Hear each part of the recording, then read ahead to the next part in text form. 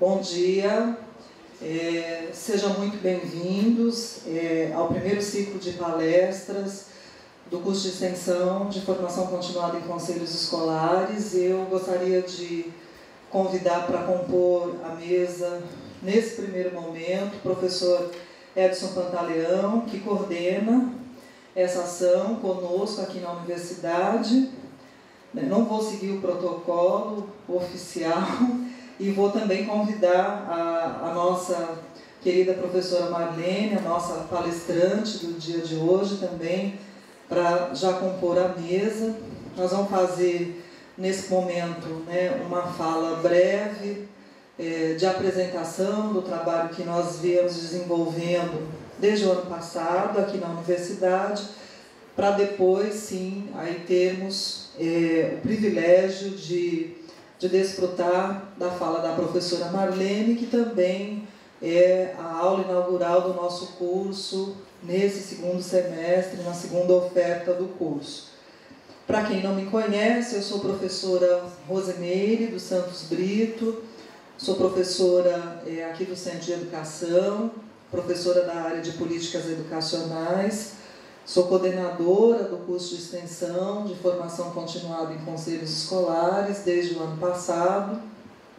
Esse curso ele faz parte de um programa do Ministério da Educação. Esse programa já existe há 11 anos e nós temos pouco conhecimento produzido sobre esse programa, que é o Programa Nacional de Fortalecimento dos Conselhos Escolares.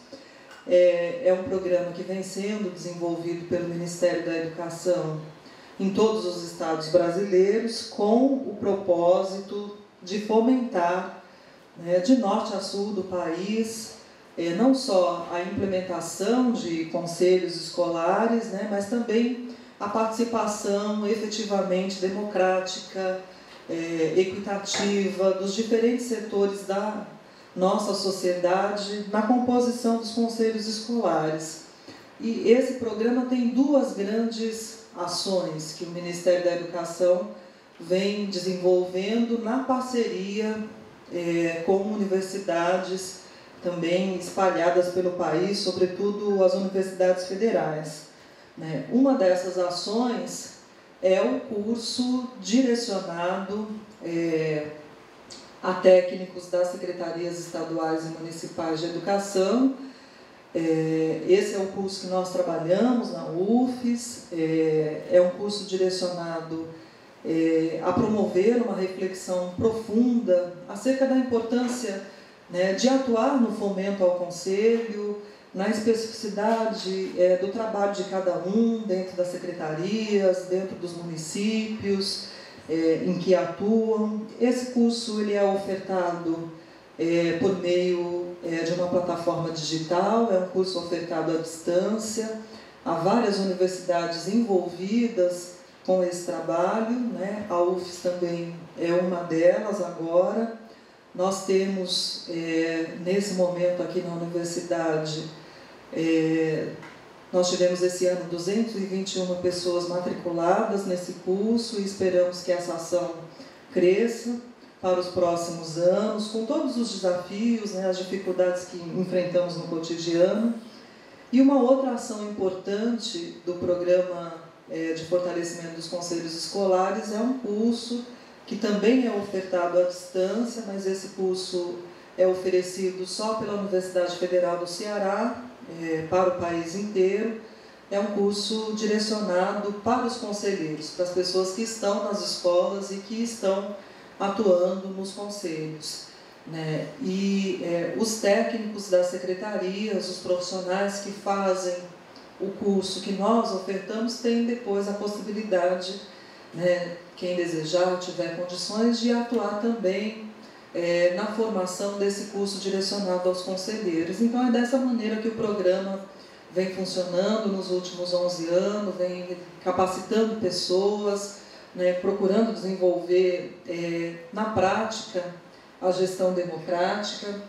E nós convidamos e tivemos o privilégio de poder contar hoje com a presença da professora Marlene, que nos atendeu com muita generosidade, a um convite feito na correria das ações que desenvolvemos na universidade. Eu quero, já de antemão, agradecê-la por ter aceito o nosso convite. É uma grande satisfação tê-la conosco nesse momento, nessa ação tão importante que nós desenvolvemos. Eu vou passar a palavra para o professor Edson para fazer as considerações dele, e aí depois sim, né, teremos todos o privilégio de poder contar com as contribuições da professora Marlene. Muito obrigada.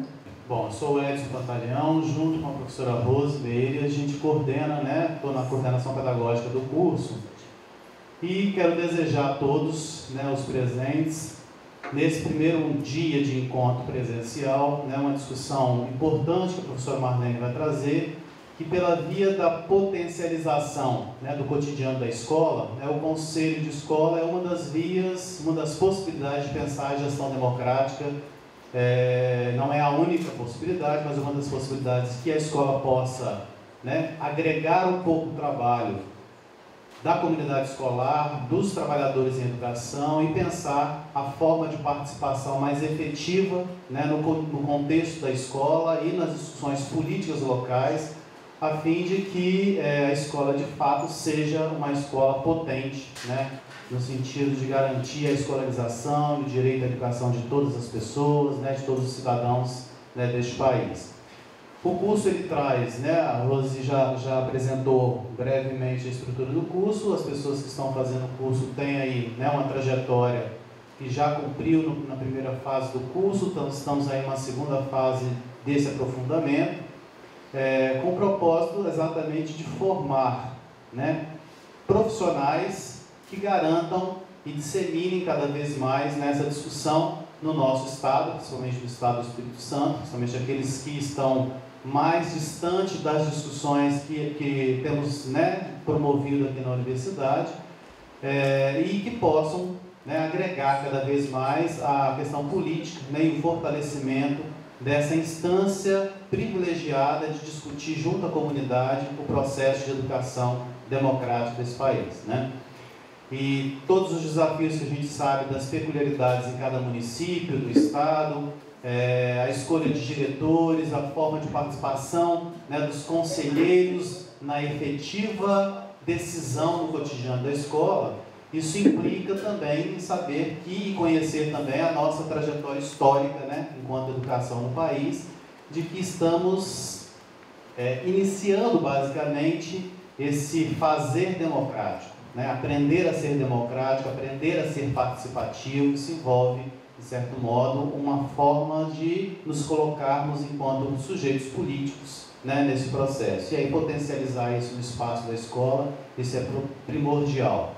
E aí, de modo geral, os desafios colocados no cotidiano da escola pela via do Conselho é tentar buscar exatamente, né, quem são os sujeitos potentes do espaço, que eu acho que é um pouco que Marlene vai trazer, né, para a gente nesse debate de hoje, né, que no decorrer dos módulos, né, dos cadernos de estudo que vocês estão fazendo no curso, isso pode ser aproveitado, né, aprofundado, discutido lá nos fóruns de debate do próprio curso e garantido aí na forma como localizar, né, e entender um pouco a realidade específica de cada um. Mas no momento, então, desejar um bom, né, dia de trabalho aqui com todos vocês. Okay.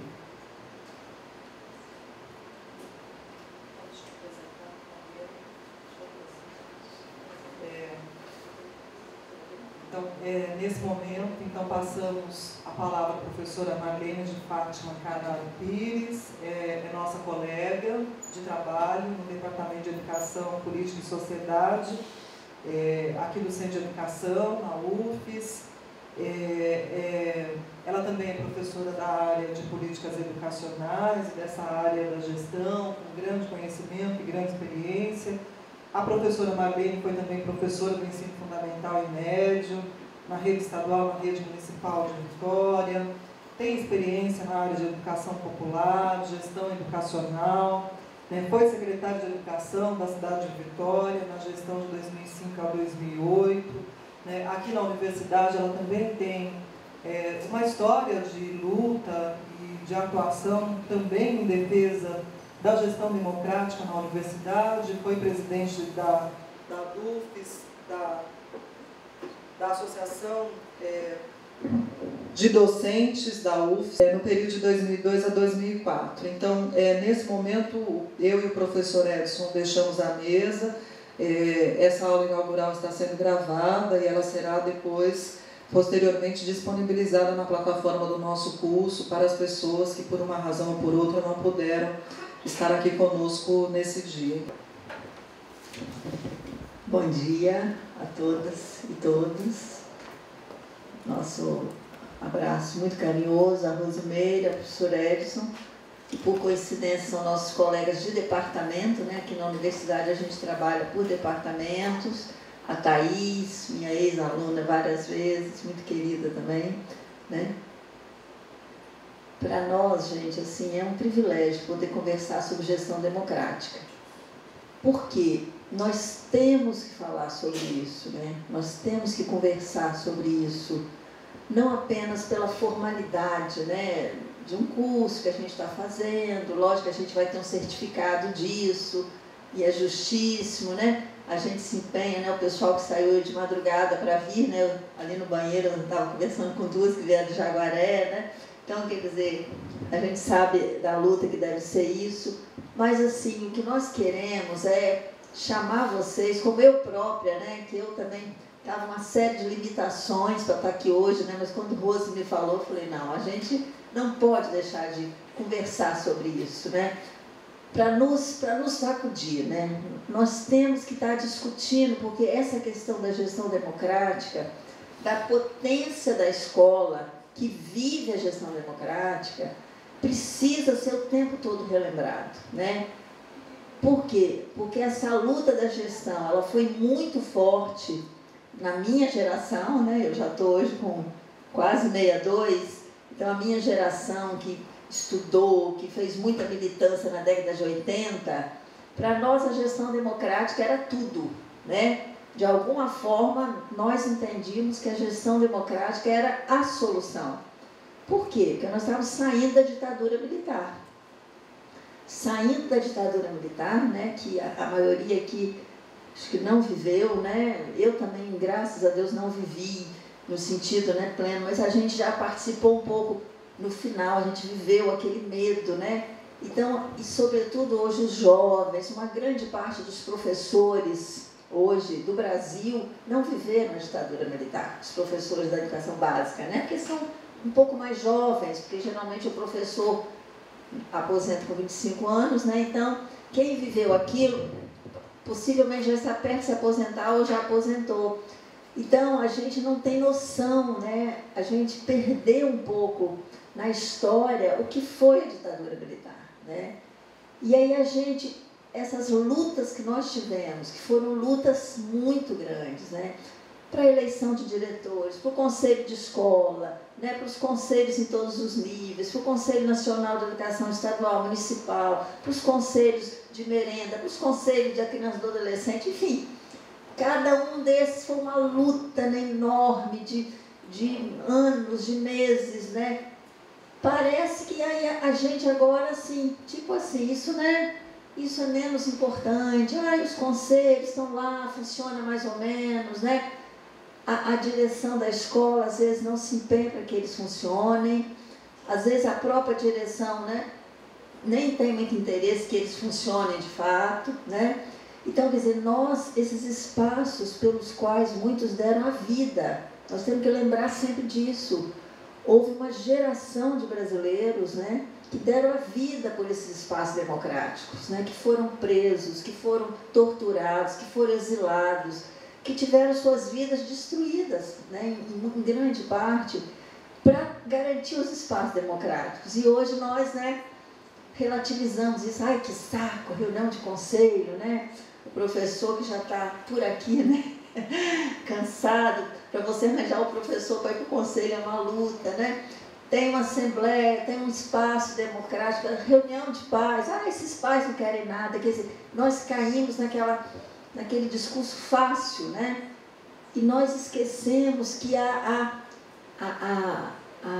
ditadura, né, vista de várias formas, a nossa negligência com os espaços democráticos, ela é muito perigosa.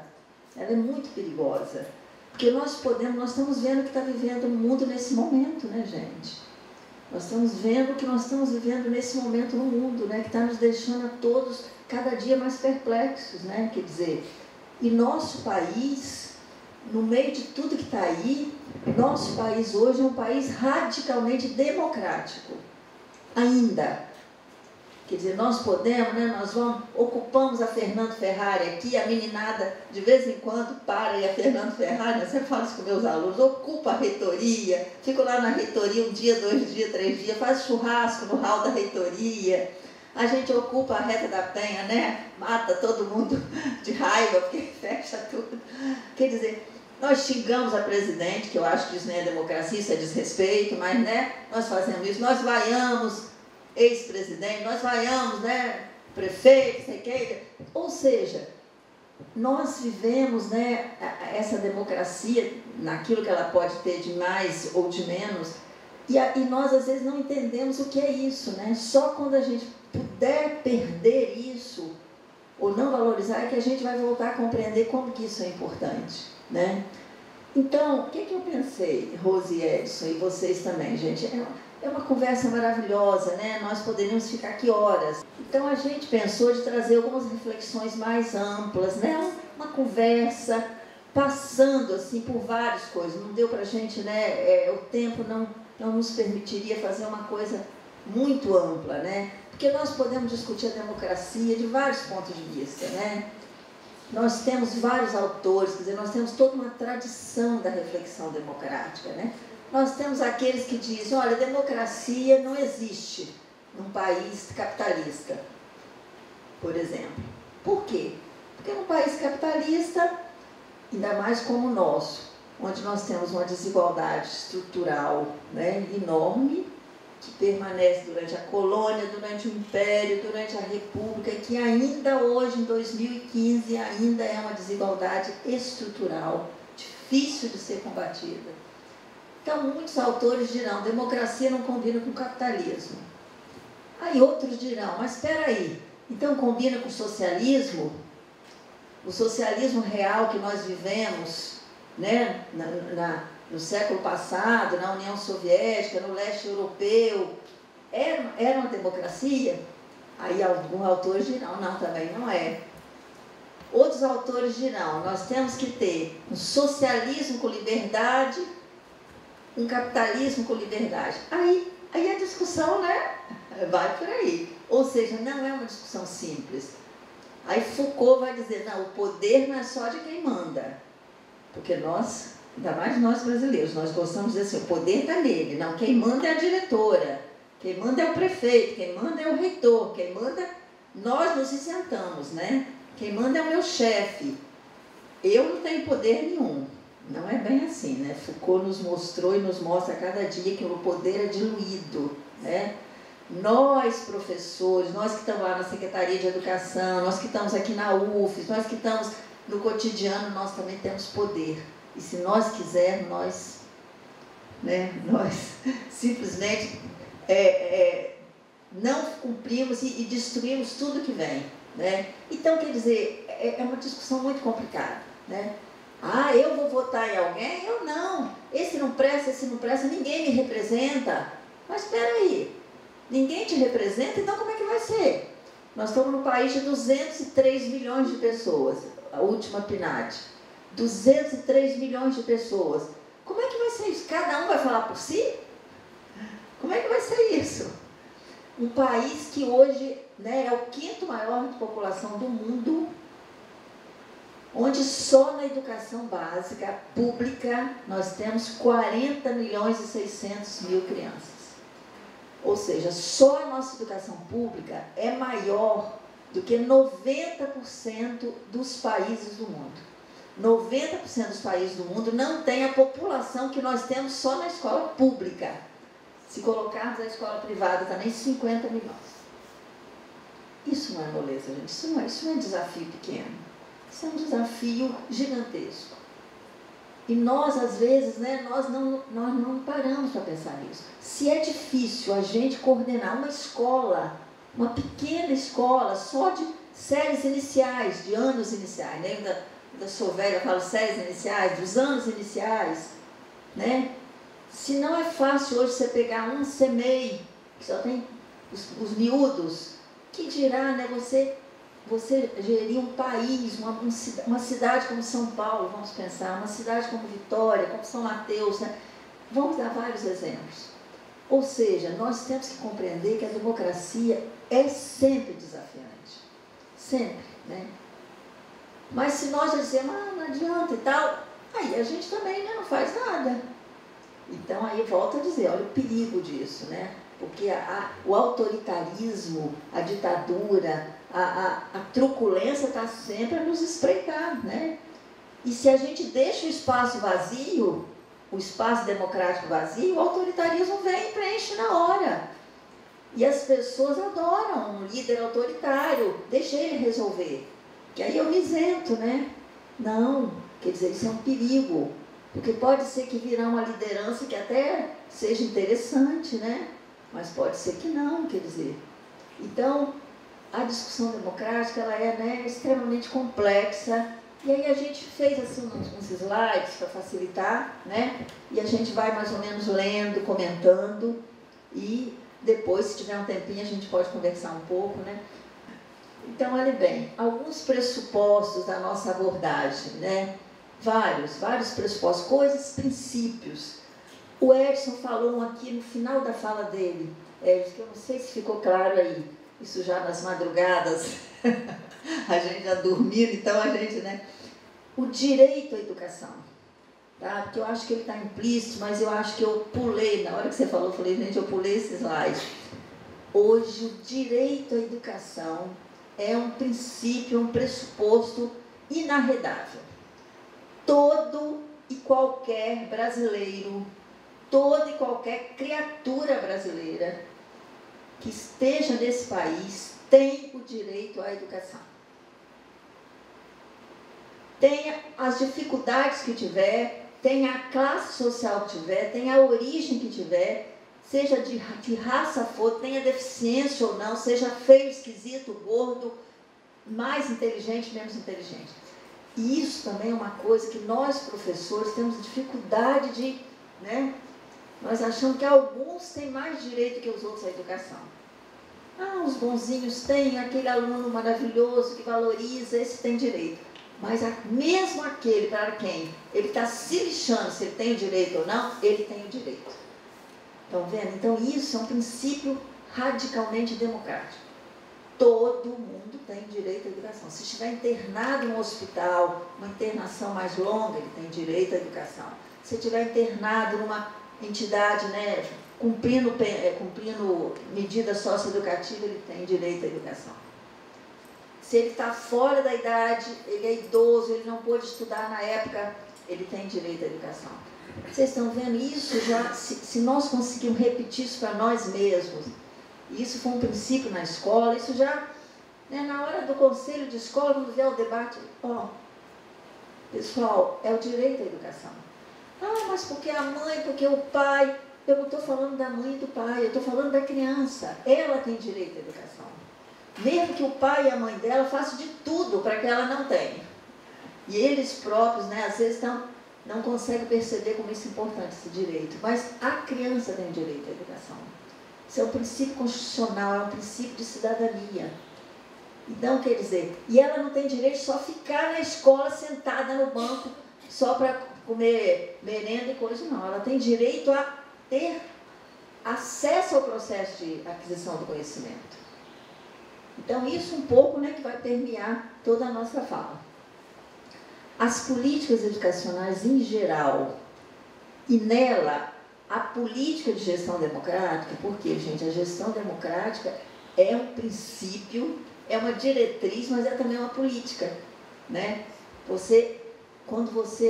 vamos ter eleições municipais ano que vem. Vamos ter eleições municipais ano que vem. Como que os nossos candidatos a prefeito vão discutir a questão da gestão democrática? Vamos olhar isso. Que, a maioria dos prefeitos está falando muito nisso não, sabe? quero falar muito nisso não, né? Mas é uma política. Como que tal candidato a prefeita ou a prefeito vai exercer essa política de gestão democrática? Porque ela não é só um princípio, ela é um princípio, mas ela se concretiza. Ele vai estimular os conselhos, ele vai estimular que formas de participação? O orçamento popular, ele vai discutir o orçamento, como é que vai ser isso?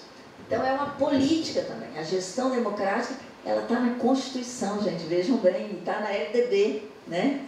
Na Constituição Federal do nosso país e na LDB.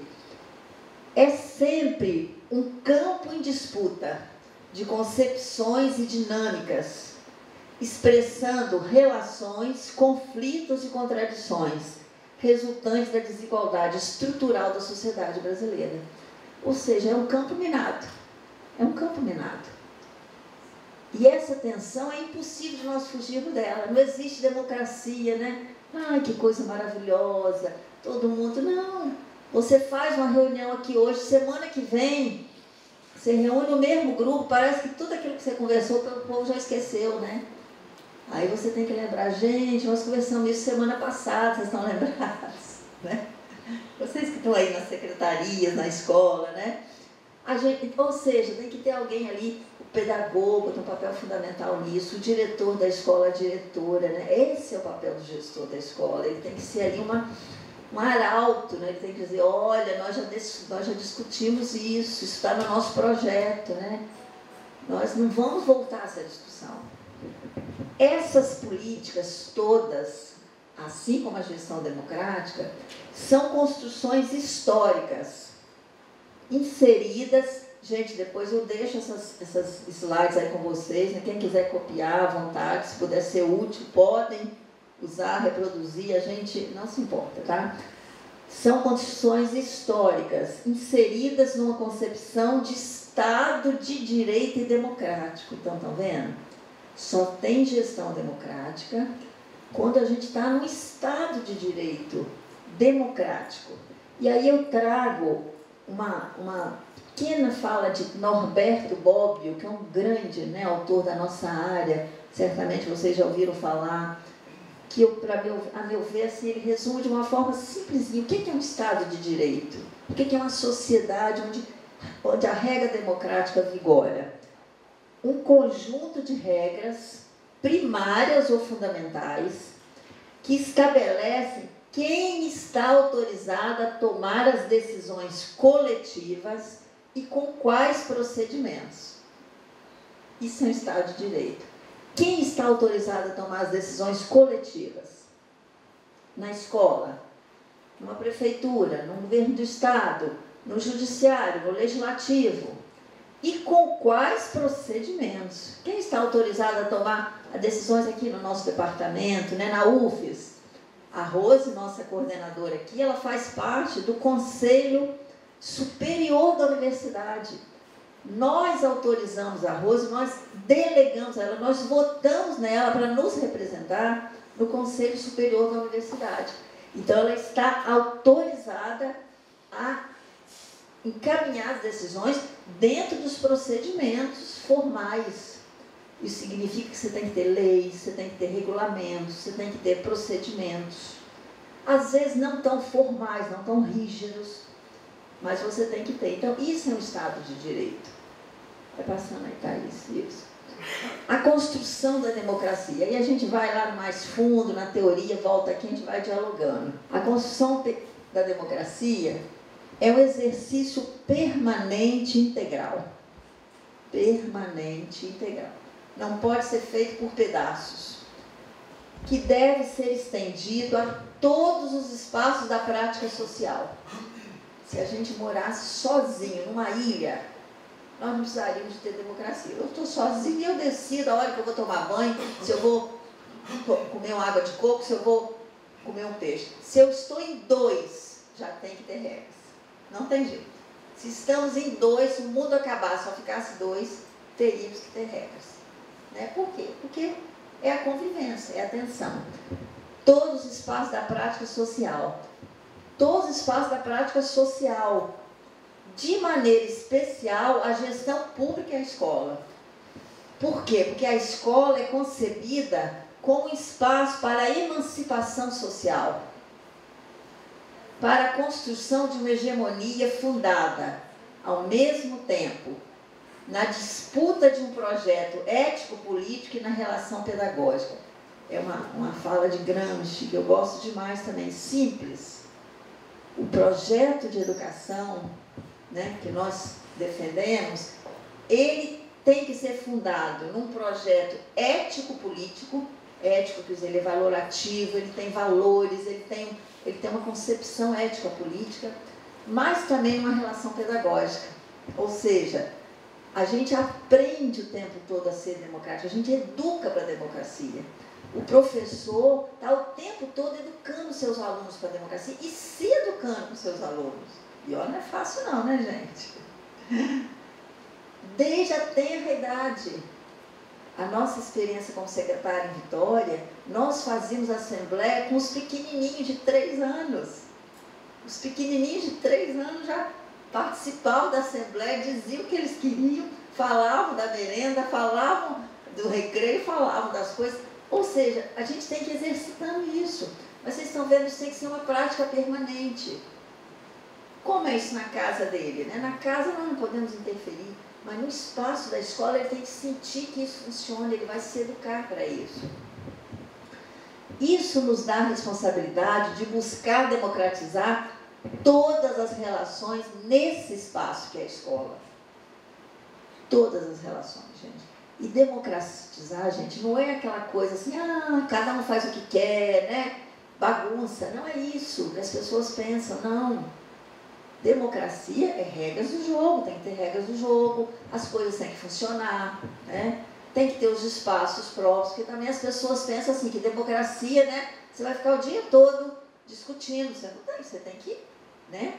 Volto a dizer, você tem que tirar consensos e a partir dali você vai trabalhando, você tem que tocar a vida. Nos momentos de crise e incerteza, particularmente como esse que estamos vivendo, né? O princípio da gestão democrática deve ser reafirmado enfaticamente. No Brasil, na América Latina, olha, tivemos eleições na Argentina, temos que ficar com a orelha em pé. A oposição ganhou na Argentina. Na França, nós já temos uma pré-candidata da extrema-direita que defende a xenofobia, né, contra as migrações, e agora no contexto do que houve na França, olha que perigo, quer dizer, nós estamos tendo um recrudescimento de né, candidatos autoritários, que em nome do autoritarismo dizem, não, aqui não entra mais ninguém, né? Aqui não entra mais gente que vem lá, né, do Oriente. Como é que é isso? Quer dizer, você simplifica, as pessoas até gostam, porque as pessoas, né, estão vendo? Então é um perigo, quer dizer, em momentos de incerteza, é muito fácil a gente querer que venha o salvador da pátria. Ele vem e nos salva. Porque parece que isso dá menos trabalho. Não dá. Né? Isso é muito mais perigoso. A praxis educacional é sempre coletiva e deve ter como marca registrada a articulação das ações. Gente, que outra coisa difícil. Uma palavra que nós devíamos escrever na escola, em todos os muros da escola, em todas as janelas, aqui na universidade, em todos os lugares. Articular as ações. Né? Que hoje é uma das coisas mais difíceis. Por exemplo, qual é o papel de um dirigente escolar? Articular as ações. Qual é o papel de um pedagogo? Articular as ações. Nossos alunos aqui da pedagogia, né, a gente faz isso com o projeto. O pedagogo é um profissional de mediação. Quem está na Secretaria de Educação, quem está na Superintendência, quem está a articular as ações. Ou seja, nós temos que ser essas pessoas que vão, né, juntando os esforços e não espalhando ainda mais. O que não quer dizer que em certos momentos você tem que ir para o debate, para a tensão, para o conflito, mas sempre na perspectiva de articular. Aprofundamento e transparência das informações. Por mais que a gente informe, ainda vai ter sempre aquelas que não vão entender a informação. Então, nós temos que informar de novo, com a maior transparência, com a maior quase obsessão, né? Obsessão. Eu percebo isso, que a gente às vezes fala uma coisa, a gente pensa que o outro entendeu e o outro não entendeu. Então você tem que falar de novo, você tem que falar por escrito, você tem que falar para que aquilo fique claro. O debate contínuo e a busca de consensos ou legitimação pelo voto das decisões coletivas, as normas de gestão regulamentadas, enfim, o controle das ações. Essa palavra controle, ela é uma palavra democrática, quando você está querendo dizer que tem coletivos que controlam, né? Não é o controle de uma pessoa, mas os coletivos que controlam. Compreender a educação, olha, pressupostos, tá, gente? A gente está falando disso, pressupostos nessa dinâmica, né? Compreender a educação escolarizada numa dupla função. Resumindo aqui de forma muito simples, uma discussão que é, né, enorme na nossa área. Ao mesmo tempo em que a educação reproduz a sociedade em que ela está inserida, então se a sociedade é desigual, a educação vai ser desigual, se a sociedade é antidemocrática, a educação vai ser antidemocrática, mas ela também tem a potência, a potencialidade de ser construtora de cidadania, promotora de transformação social no contexto de sociedade democrática. Num contexto de sociedade democrática. Porque nós tendemos ou a ir só para um lado ou só para o outro. Não, eu só quero que a educação construa cidadania. Eu não quero... É impossível, ela vai construir cidadania, mas no meio das contradições de uma sociedade desigual. Nós estamos coordenando um curso, assim como a Rose e o Edson coordenam esse curso, a gente está coordenando um curso Educação, Pobreza e Desigualdade Social. Querendo fazer qual discussão?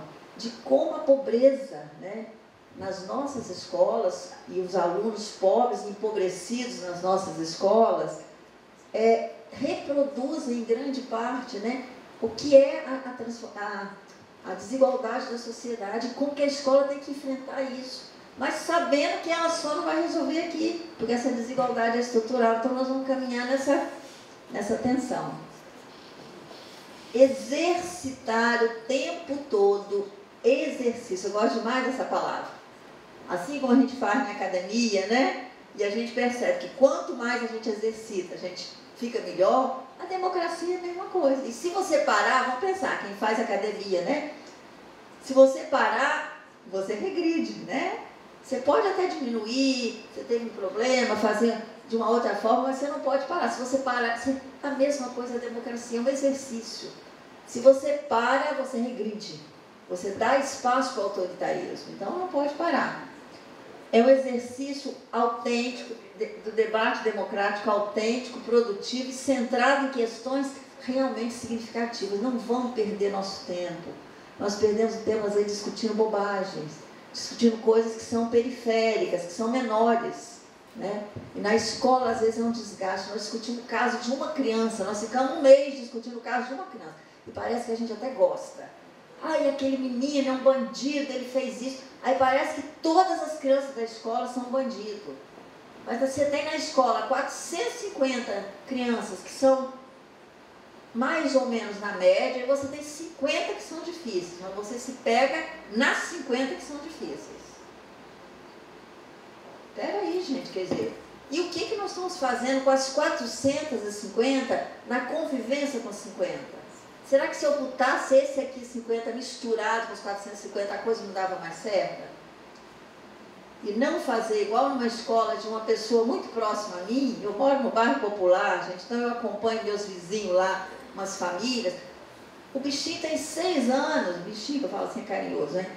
O bichinho tem 6 anos e ele já foi, Rose, ele foi trocado de sala. Eu não sabia que tinha isso aí de Vila Velha, porque ele era mais fraco, e ele sabe que foi por isso. Isso é um sofrimento intenso para essa criança. E ele fala todo dia que ele tem saudade da professora, da outra, né? Que com ela eu aprendia. Olha bem, olha, gente, quanta coisa, né, que está aí. Que eles, eu não sabia que ainda tinha essa prática, e me parece que essa prática continua rolando em muitas escolas, você fazer a turma, né, dos mais... dos menos, na série. Quer dizer, o bichinho tem 6 anos, já teve uma experiência dura de exclusão. Isso é duro, isso marca. Tipo assim, na sexta-feira foi avisado a ele, ó, semana que vem você vai para outra turma. né? Aí a criança cai na outra turma com crianças que ela não conhece, né? E mesmo que ninguém fala, ele sabe que ele foi da turma dos mais fracos, ele sabe que ele foi da turma dos mais fracos. Talvez se isso tivesse que ser feito, volto a dizer, isso tem que ser feito de uma forma, né? E por que será que a gente tem que ter turma dos mais fortes, turma dos mais fracos, gente? Nós temos que discutir essas coisas, né? Nós temos que discutir essas coisas. Será que a gente fazendo assim, não é uma área que eu tenho um domínio grande? A gente que é pedagogo, né, a gente transita em todas as áreas, mais ou menos, né? Mas não é uma área que eu tenho assim, uma grande atualização nesse momento. Mas me parece, da minha experiência, eu já fui professora de educação básica, muitos anos, tem séries iniciais, a gente dava muito mais certo. A gente fazia os grupos, né, diversos. Vamos botar aqui 2 com 3, 3 com 4, vamos trabalhar em grupos na sala. Vamos botar aquele menino que é mais, né? Vamos colocar ele para ajudar uma criança. Não é isso? Isso não dá mais certo? Ok. Acho que podemos passar. Quando se fala em educação para a formação do cidadão, um outro pressuposto nosso, né?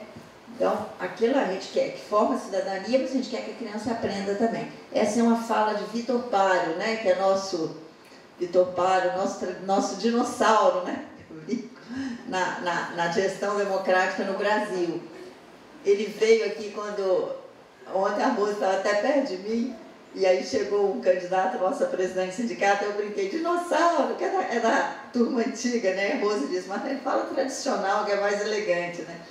Mas Vitor Pário, gente, quando eu era secretária, eu nunca me esqueço disso, que ele veio no primeiro debate que a gente fez para os pais, né?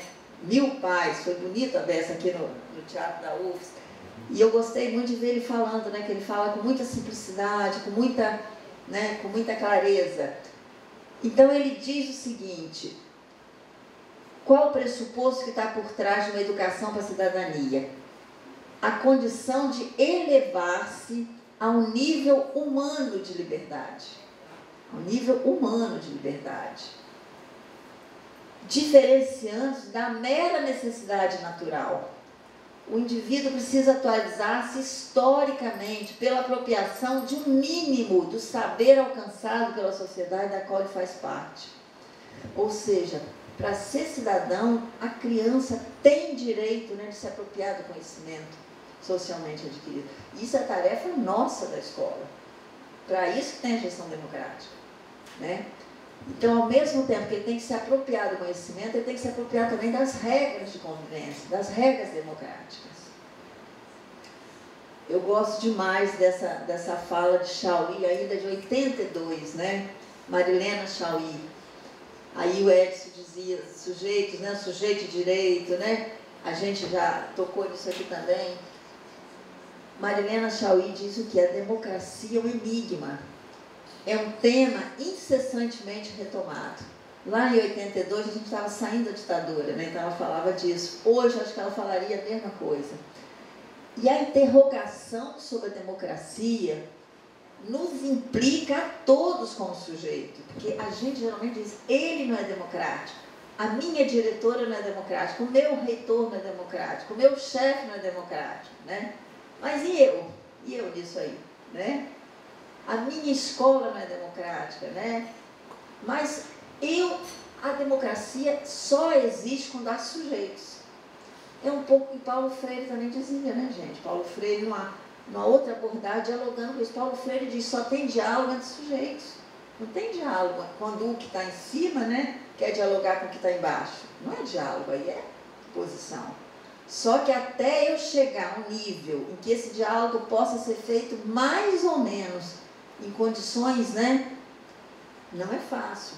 E o que é dialogar de sujeito para sujeito? Não é também, né? Aí o aluno acha que ele vai fazer o que ele quer, né? Ah, professor, eu não quero cumprir, né, os trabalhos que está determinado nessa disciplina. Não. Ou seja, vocês estão vendo? Quer dizer, não confundir democracia com democratismo, com assembleísmo, né? Você não pode fazer assembleia todo dia na escola. A escola vai parar, né? Você não pode todo dia ficar fazendo manifestação. Você tem que tocar a vida. Ou seja, como você fazer, né, para que essa democracia, né, nos coloque a todos como sujeito. E aí, percebermos como sujeitos da gestão democrática significa entendê-la como, aí uma outra fala de Dourado, que agora inclusive está ele está atuando no Conselho Nacional de Educação, ou no MEC, ele está no MEC agora, né, Dourado. Então, uma pessoa também muito prática, muito experiente, muito séria, né? Dourado diz o que eu gosto demais disso aí, gente. A gestão democrática é um processo de aprendizagem, todo dia, mas também de luta política. Então, ao mesmo tempo que você tem que lutar, luta política, entendam bem, política no sentido do movimento, né? Não é política partidária, não. Embora também na política partidária a gente tem que lutar pela gestão democrática, né? Nos partidos. Quem tem alguma militância em algum partido, você tem que estar lutando lá dentro pela... Mas ele está falando de luta política no sentido de você estar sempre lembrando disso.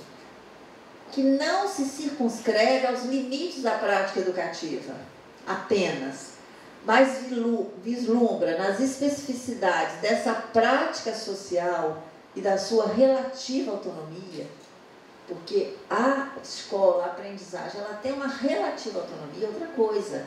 Nós entendemos isso, a escola não tem total autonomia, a escola não pode decidir o que ela quer fazer. Porque isso também é uma coisa que hoje é um desespero, porque os professores, a escola, vem uma coisa da secretaria, vem uma coisa do órgão central, não, nós não vamos cumprir. Peraí, não é assim também não. Ah, porque nós não podemos discutir isso. Nós temos que ver como que você vai fazer uma discussão. Por exemplo, você tem uma rede, eu aprendi muito isso também, gente, a Rede Vitória, que eu sempre dou como exemplo. A Rede Vitória, na época que a gente teve a oportunidade de estar lá, tinha cerca de 4.000 professores e 50.000 alunos. Como você vai fazer uma discussão que envolve esse povo todo?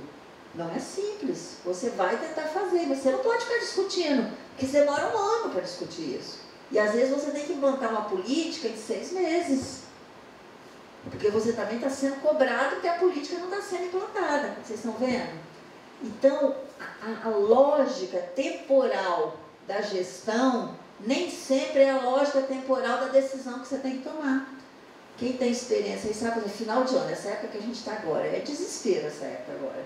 Porque você está saindo uma penca de criança, né? Da 5ª série, que tem que ir para, né, a 6ª série. Às vezes você não tem escola. Agora, vamos pensar o desespero que está os prefeitos e secretários de educação aí, gente, com a questão da 4 anos, né? Que a partir do ano que vem, 4 anos, tem que estar na escola. Já enrolamos, você não tem mais jeito. Você vai ter que tirar uma penquinha dos miúdos, né? Imagina onde você tiver, né, que tirar mesmo a vaga dos pequenininhos para poder botar os de 4 anos, que agora é obrigatório, e é obrigatório mesmo. Aí as pessoas pensam que isso vai ser feito sem tensão, e não vai ter tensões. O que a gente pode fazer? Tentar o máximo possível debater isso, discutir, né? Aí volto a dizer, os dirigentes escolares, os diretores de escola, né? As diretoras de escola, os pedagogos, as pessoas que atuam em secretarias, os membros do conselho da escola têm um papel fundamental nisso. O conselho de escola vai ter que ajudar a direção a fazer esse debate, né? Porque em muitos casos, gente, você vai ter que dizer, mãe, não tem vaga para o de 3, nós vamos ter que priorizar o de 4, né? Mas eu trabalho, nós já sabemos, né? E por que isso, gente? Porque nós também estamos num país onde o acesso à educação infantil, né, avançou enormemente, mas ainda não conseguiu, né, se universalizar. Nós viemos fazendo um processo histórico. Na década de 80 e 90, nós conseguimos praticamente universalizar o fundamental. Com o Bolsa Família agora, nós universalizamos de fato, quase radicalmente, fundamental. Ainda temos, olhem só, mesmo com Bolsa Família, que obriga, né, a galera a estar na escola e ter um controle rigorosíssimo. Isso foi minha tese de doutorado, eu estudei isso 4 anos. Tem um controle rigorosíssimo, vocês sabem, se vocês estão lá nas escolas, a criança que falta. Mesmo assim, nós ainda temos quase 1 milhão de crianças fora do ensino fundamental no Brasil, que é muita gente. Criança, né, migrante, criança que mora com a avó, que para fugir do crime organizado, né, que muda para lá, muda para cá, crianças que trabalham escravo. Quer dizer, nós ainda temos realidades assim. Mas nós, na década de 90 e início de 2000, nós conseguimos universalizar o fundamental. Agora, o nosso desafio é o ensino médio, que continua sendo um desafio enorme ainda, né? Nós temos uma proporção imensa de crianças. Nós perdemos, da 9ª série, no ensino médio, nós estamos perdendo aí quase 30%, né, de garotos, de jovens. E aí é o perigo, porque se ele sair da escola, ele não volta mais, né? Geralmente ele não volta, ou vai demorar a voltar. E a infantil, que nós avançamos enormemente também, mas não conseguimos, né, ainda. Então, também essa compreensão tem que ter, quer dizer, o processo histórico, ele não se dá, né, de um dia para o outro, né? Você vai ter que ir avançando, participando, cobrando. Nós temos o PNE, vocês todos devem conhecer. O PNE está estabelecendo as metas aí por 10 anos, mas trabalhar isso com os conselheiros, com a comunidade, com os pais, né, exaustivamente, né, no sentido de entender que a escola ela tem uma relativa autonomia, mas ela não pode, né, ela faz parte de um sistema, de uma rede escolar, municipal, estadual, federal, né? Nós aqui na universidade, nós temos uma grande autonomia também, mas nós estamos dentro de uma rede de universidades federais, nós temos diretrizes, nós temos, né? Senão também, né, gente, você perde uma unidade de país, de nação. A possibilidade de criação de canais de efetiva participação, de aprendizado do jogo democrático. E, consequentemente, repensar as estruturas de poder autoritário que permeiam as relações sociais. Deixa eu acelerar mais um pouquinho.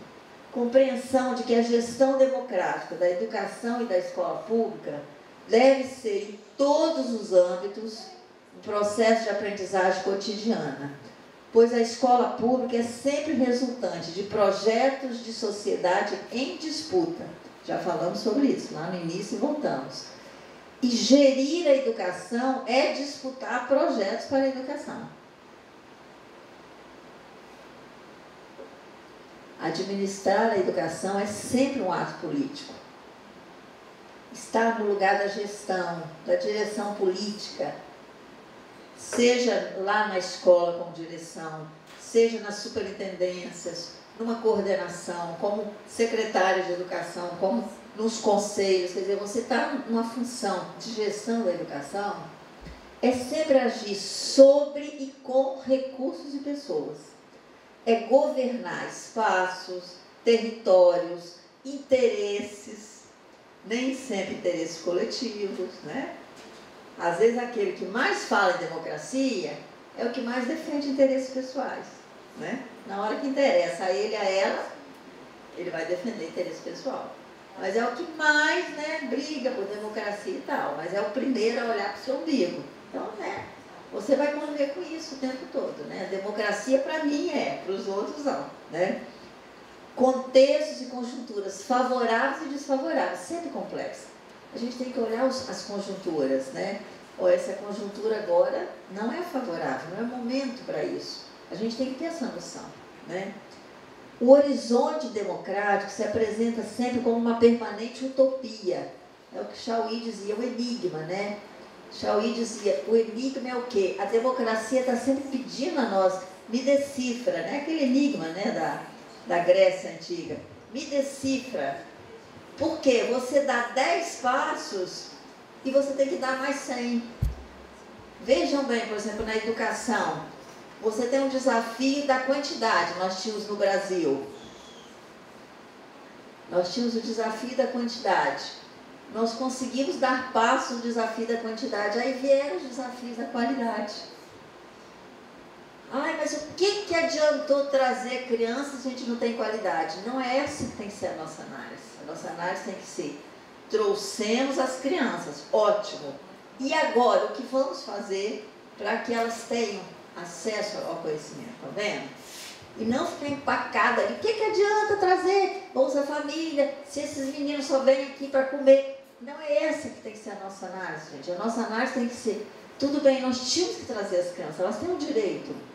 Agora nós vamos trabalhar cobrando, mas também agindo para que esse direito se exerça de fato, né? Ok. Olha bem, mais que um lugar a ser atingido, um caminho a ser percorrido. Eu acho isso bonito demais. A democracia é um caminho a ser percorrido permanente. Você nunca vai chegar lá, né? Você democratizou aqui, as pessoas vão dizer, ah, mas nós queremos aqui. Aqui, com alunos, então, isso é muito, né? Muito coisa. É um projeto em permanente construção, né? Eternamente inacabado, pode ir. Isso aí, gente, esse autor eu gosto mais de trabalhar com ele, porque ele é muito pé no chão, objetivo, Nogueira.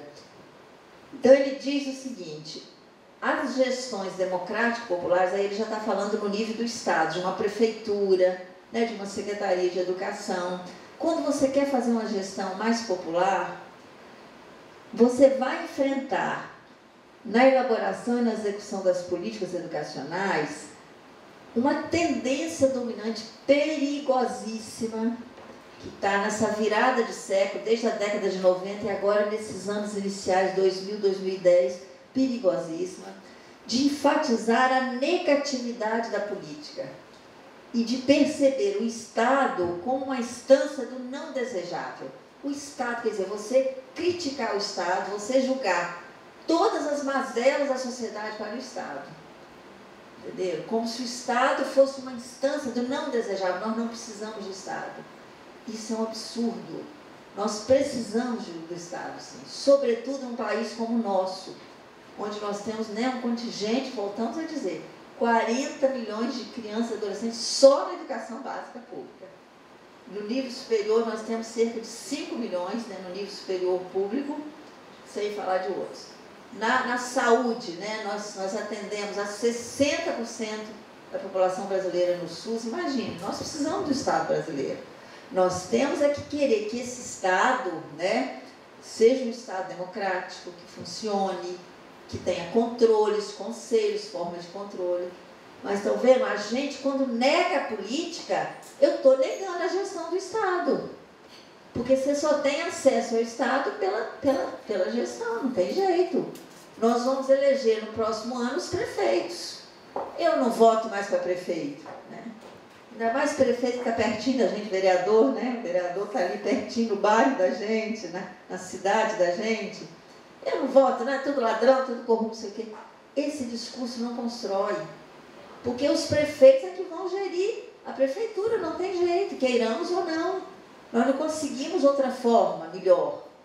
Então, o que nós temos a fazer é tentar atuar para que, né, esses processos sejam o mais democráticos possíveis.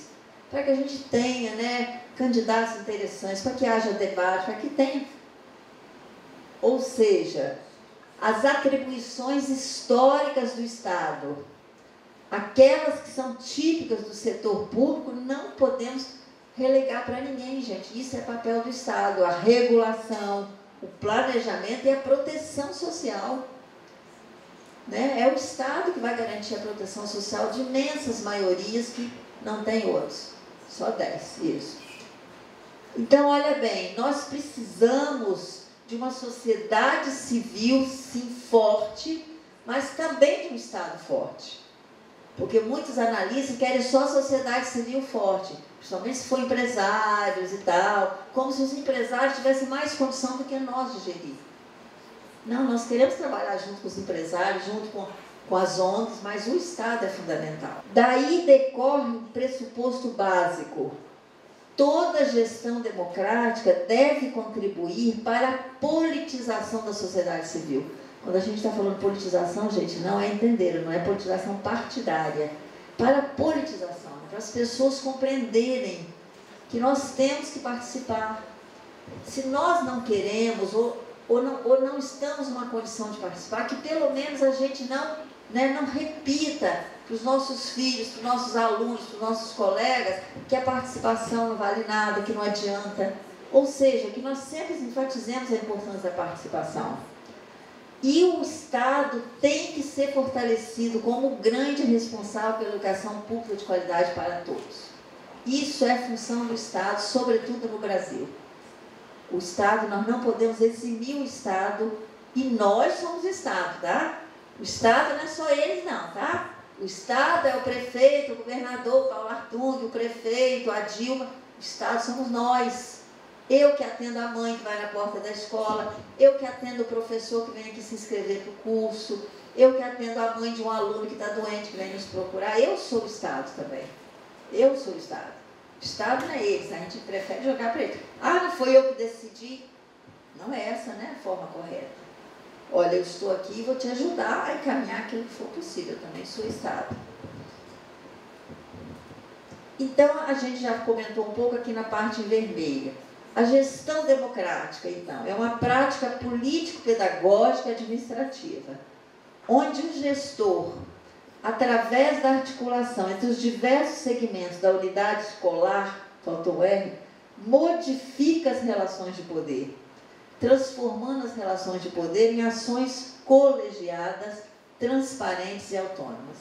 Acho que são 3 palavras mágicas: colegialidade, transparência e autonomia, sempre na medida do possível. Os mecanismos de gestão democrática nós todos já sabemos. Volto a dizer, ano que vem temos eleições para prefeito, é época da gente reafirmar isso. No orçamento da escola, então no controle do PDDE, né? No controle que hoje toda escola recebe, no controle do trocadinho que vem para o programa Mais Educação, como é que ele está sendo, né, gerido, potencializado, é pouquinho, por isso mesmo que ele tem que ser muito bem usado. Nas decisões da escola, nas eleições diretas para a direção, que hoje é um ponto, né, gente, complicado no Brasil. Os prefeitos, em geral, têm muita dificuldade de assimilar isso, porque eles entendem que esse diretor, essa diretora, quando é eleito direto, ele pode se colocar contra ele. Então, isso é uma tensão que tem que ser trabalhada, né? Porque também, às vezes, o diretor tem que entender que ele não pode ser contra o prefeito. Ele tem que fazer uma mediação entre a escola e o prefeito, e a prefeita, e a secretária de educação, né? Aí eu fui eleito pela escola, eu vou ficar contra a prefeitura? Não pode. Mas eu também vou esquecer a escola, eu vou ficar só a favor da prefeitura, eu tenho que fazer essa mediação. Conselhos escolares realmente deliberativos, consultivos, fiscais, mobilizadores. O conselho de escola tem que estar chamando os pais, tem que estar chamando os alunos, tem que estar chamando a comunidade. E isso a diretora, o diretor tem um papel muito importante nisso. Tem uma questão maior, chama a comunidade. Ah, mas a gente chama, só vem 30 pais. Nossa, gente, 30 pais é uma revolução. Você faz muita coisa com 30 pais. Com 50 nem se fala, com 100 mais ainda. Com 10 pais você já faz um movimento imenso. Eleições de grêmio, uma coisa que nós estamos esquecendo, nós estamos assim, ó, nossas escolas, né? A não ser algumas poucas escolas que têm exemplos bonitos. Aqui na Grande Vitória a gente tem algumas, né? Mas o Grêmio Estudantil, ele é fundamental porque ele é uma escola de formação política. Entendendo que a gente está lidando com adolescente, né? Com menino que está em formação, que grita muito, que cria muita confusão, né? Aí a pedagoga, a direção tem que ter paciência, né? Tem que ter calma. Os professores são fundamentais. Agora, a eleição em si, isso é uma questão instigante. Por si só, ela não garante a gestão democrática. Nós sabemos disso, né? A eleição para diretor, a eleição para o Grêmio, por si não garante. O processo eleitoral que é o mais importante. Processo eleitoral.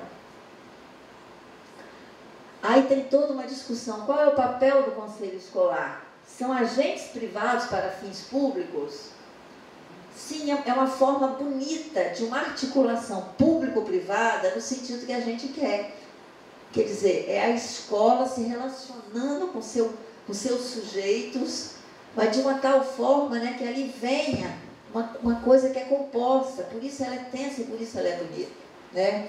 O conselho escolar é talvez, isso é uma tese lá que eu trabalho com meus alunos, uma possibilidade de gestão entre o público e o privado, no bom sentido, do conjunto de assuntos da escola, dos recursos financeiros, de aspectos pedagógicos e administrativos.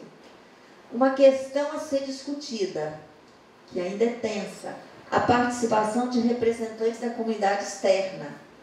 Pais, alunos, isso já é consenso. Mas a comunidade do bairro vem, Rotary, Lions, Associação do Comércio, pastores, padres devem vir também. Eu defendo que vem, tá? Os diretores do time de futebol, né? Uma representação da comunidade externa. Nós fizemos uma pesquisa com a professora Gilda, já tem 5 anos, 6, no estado todo. Nós vimos que muitos municípios do interior têm associação de empresários, tem um padre ou um pastor. Isso é legal, você ter um membro ou 2 da comunidade, né, externa da escola, alguém que represente, de preferência, se você puder, e de vez em quando você fazer assembleias com a comunidade externa. Traz os times de futebol, traz os padres e pastores, gente. Traz o pessoal, né, das associações comunitárias, grupo de mulheres, se tiver, MST, se tiver. Traz esse povo, vamos discutir com esse povo na escola, né? Com a contribuição de representantes de organização em geral, poderão os conselhos escolares constituir uma comunidade de maior solidariedade? A gente pergunta, mas eu respondo, a gente acha que sim. A formação de cidadãos mais participativos só interessa quem está dentro da escola? Não, interessa quem está fora também. É possível a escola solicitar a colaboração e o compromisso da comunidade próxima para qualificar a educação pública regular? Por exemplo, na nossa opinião, nós aqui na Grande Vitória, principalmente a realidade de vocês no interior, eu conheço menos, a questão da violência, né, nas escolas. Se você não chamar a comunidade toda, você não resolve, gente. Tem que chamar a comunidade toda. Juiz, né, as igrejas, os times de futebol. Nós temos que chamar essa galera para ajudar na escola. Acho que acabou, né, Thaís? Grêmios estudantis, acho que eu já comentei, né? Que é uma coisa que eu gosto muito de trabalhar. Encerro por aqui para ver se a gente conversa mais, tá? Obrigada.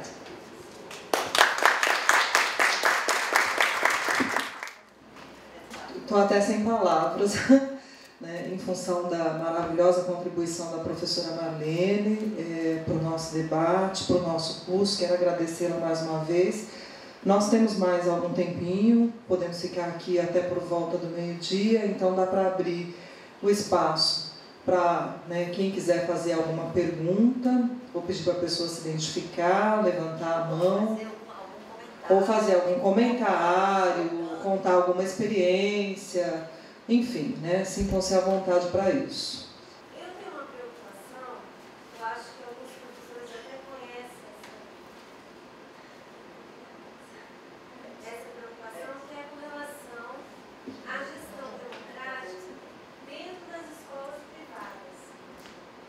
Porque a gente vê muito aqui no curso falar sobre gestão democrática, escolas públicas, e como é feita, que tem a participação da comunidade, e acaba que, assim, a gente eu tenho filho que estuda na escola privada, e eu tenho essa preocupação, como é feito esse projeto pedagógico, como que a nossa participação como comunidade entra dentro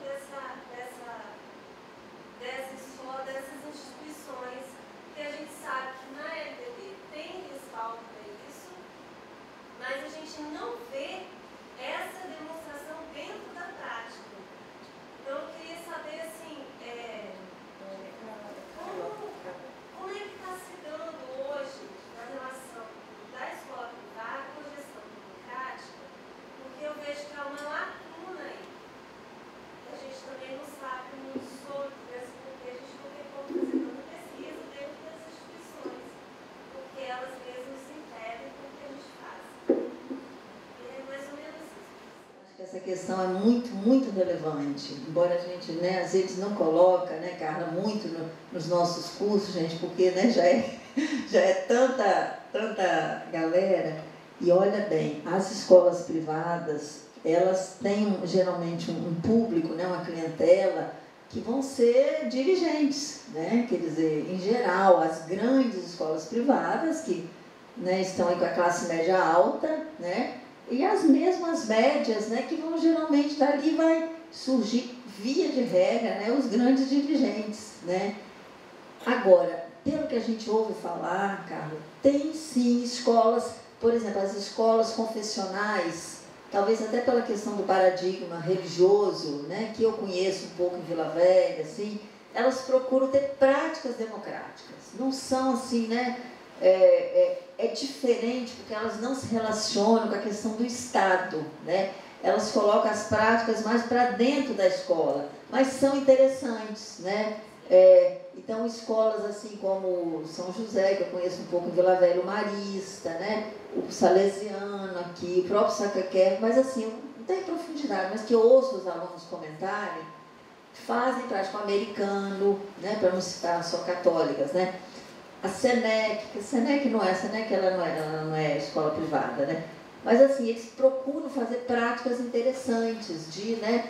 Mas eu acho assim que realmente porque a família, né, tem uma participação boa, eu acho que essas famílias de classe mais média, elas participam mais. Tanto que no Brasil, você foi minha aluna de História da Educação, no Brasil, gente, a classe média que sempre mudou a escola, né? Quando a classe média pressionou, é que a escola pública se valorizou. Quanto, por exemplo, aqui em Vitória isso é claríssimo, aqui em regiões onde nós temos uma participação maior de famílias de classe média nas escolas, a escola é de outro nível, porque a classe média ela é mais, né? Ela vai mais, ela cobra mais, a mãe geralmente é uma mãe mais, né? O pai, eles participam mais. As pessoas de classe popular, primeiro pelas próprias limitações de tempo, né? Por exemplo, essa criança que eu mencionei aqui, a mãe trabalha o dia inteiro, a mãe fica louca, estuda, ela não tem tempo nem de ir na escola, tá vendo? Então, não é fácil, né? Uma mãe, não é o caso de sempre, porque tem mães que podem ir na escola e não vão, mães adolescentes, que às vezes, né, delegam para avós, tem isso tudo. Mas eu sinto assim que o nosso dilema seria, Carla, como mãe, acho que tem conselhos de escola, acho que eles fazem sim, fazem experiências ali, só que essas experiências não são politizadas, no sentido de trazer o Estado, né, de trazer o público como referência. Então isso é um perigo. Por quê? Porque a criança fica achando que, né, que aí essa concepção que eu mencionei, que hoje é muito presente, que o Nogueira chama atenção, e olha que o Nogueira, gente, ele nem é um cara de esquerda, o Nogueira ele é um cara, mais até, o Nogueira é um cara bem assim, de centro, mas ele chama atenção para isso, para uma demonização do Estado, né? Ai, que a classe média brasileira, a elite faz muito em geral, a classe média, a elite, né, acha que o Estado só rouba, que o Estado é só corrupto, que o Estado é só para pagar imposto, o que não é verdade, não é verdade. Nós que trabalhamos com política educacional, né, quando a gente vai estudar a fundo, trabalho isso muito com meus alunos, vamos pesquisar. Lógico que nós temos a corrupção, é coisa, nós estamos negando isso, mas se nós virmos os impostos, né, gente, no Brasil, eles são fundamentais para a educação e para a saúde. Né? Se nós pararmos de pagar imposto de renda, IPVA, ICMS, acabou, a educação e a saúde acabam. É de onde vem, né? É de onde salário, educação, é de onde vem todo o nosso recurso para a educação e para a saúde. O CPMF agora, por exemplo. CPMF é um imposto importantíssimo, porque ele não penaliza quem é mais pobre. Ele penaliza não, ele como é que a gente fala o termo? Ele tributa grandes correntistas. Inclusive a CPMF, ela é importante porque ela permite você ver lavagem de dinheiro, ela permite você detectar. Quando eu era presidente aqui da DUFES, que eu fui presidente aqui 4 anos, nós conseguimos detectar um esquema de corrupção que tinha na DUFES há 17 anos por causa da CPMF. Porque o banco ele controla, né? Então ele tem uma condição, ele vai controlando pessoas, ele controla quanto a pessoa tem, né? Um grande aumento na conta dela, uma grande entrada de dinheiro, entenderam? E por que se faz uma campanha tão forte contra o CPMF agora, vocês estão vendo? Não pode voltar, porque é mais imposto. O CPMF, para quem é pobre, pobre hoje nem usa muito cheque, né? Pobre geralmente usa cartão, a gente usa muito pouco cheque. Estão vendo? Então, só quero dizer que isso que é perigoso, entendeu, Carla? Porque numa escola de classe média, geralmente, há essa demonização do Estado. Então, as práticas democráticas, elas acabam sendo para dentro, né? Elas são para dentro da escola, que já é bom. Só que tem que sair. Mas eu já vi práticas de ir Por exemplo, eu conheço escolas que fazem excursões com as crianças em ONGs, em entidades, para fora, visitam outras, né? Visitam espaços onde estão sendo construídos projetos sociais importantes, procuro colocar os adolescentes jovens em contato com isso, trabalhar com essa questão, levo para lugares públicos, né? Então acho que é legal. Por exemplo, aqui em Vitória a gente tinha uma parceria legal, as escolas privadas, o espaço para eles acolhiam nossas crianças, para fazer projetos. Então acho que também a gente tem que tensionar, né? A gente tem que estar lá batendo na porta e procurando. Mas assim, não vamos esperar muito não, porque essa coisa, né, desse ranço que a classe média no Brasil e a classe alta, e nós também somos, tá, gente? Porque nós também somos classe média, ou tendemos a ser, né? A gente tem um ranço com essa coisa da política, né, do Estado, do público, então isso se reflete na escola, né? Tanto que, via de regra, nossos filhos estudam em escolas privadas, né? E a gente, às vezes, é professor da escola pública, então, quer dizer, é sempre é sempre um dilema essa questão, tá? E acho que esse fosso no Brasil está se aprofundando, porque hoje, geralmente, você vê que, como a escola pública, ela tende a ser, agora vieram os do Bolsa Família, que são os mais pobres dos mais pobres, então a escola pública ela ficou mais diversa ainda, ela ficou mais plural, ela ficou mais, né, tensa, no sentido de... Então, a classe média tende, não quero meu filho misturado, né? Que é uma coisa complicada mesmo, não é uma coisa simples da gente discutir, né? Então, eu penso que você levantou uma discussão muito interessante, mas que, né, é para mais de metro. Tem uma colega nossa que é Cleonária, que ela sempre brinca, que eu estou coordenando esse curso de pobreza, ela diz, Marlene, vamos discutir também a riqueza. Aí eu falei com ela, Leonardo, nós tínhamos que pesquisar isso, pesquisar mais as escolas privadas, é isso, né? Pesquisar essas coisas, né, que estão aí. Mas a gente não tem tempo, porque a gente tem que priorizar as públicas, que são, né, 40 milhões, não tem muito jeito.